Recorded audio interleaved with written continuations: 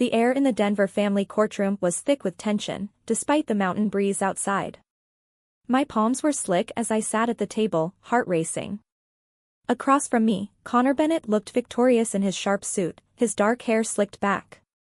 Next to him, Kayla Monroe, his assistant-turned-lover, wore a confident smile and a dress that turned heads. In the gallery, Diane Bennett, my mother-in-law, sat like royalty, her cold eyes fixed on me with that same dismissive look she'd given me since our wedding in the foothills 12 years ago.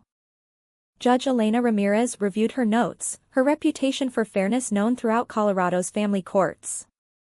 "Mrs. Bennett, any additional evidence?" I stood on shaky legs and approached with the manila envelope. "Yes, Your Honor. Evidence that speaks to the equitable distribution of our marital assets." Connor chuckled softly to his attorney.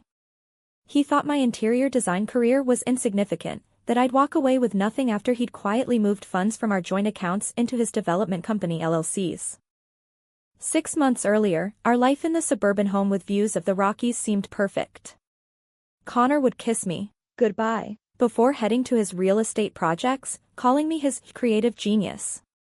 My business had grown, redesigning luxury mountain homes. Then the text from Kayla appeared on his forgotten phone. "Diane says the timing is perfect. She won't see it coming."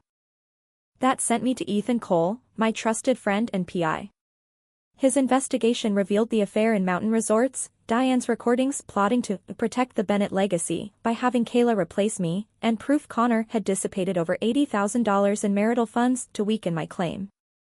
In court, Judge Ramirez examined the photos, bank statements, and played the audio where Diane said, "Lauren's from a different world.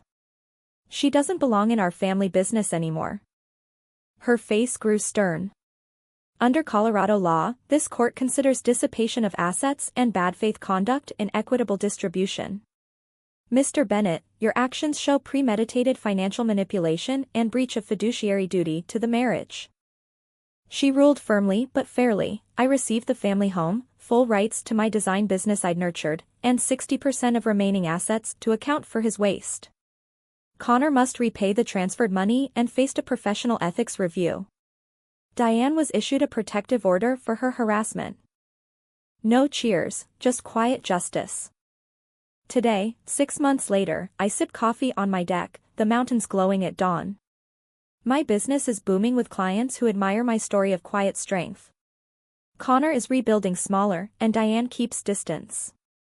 I chose not to pursue criminal charges, finding more power and forgiveness for my own healing. The lesson I learned?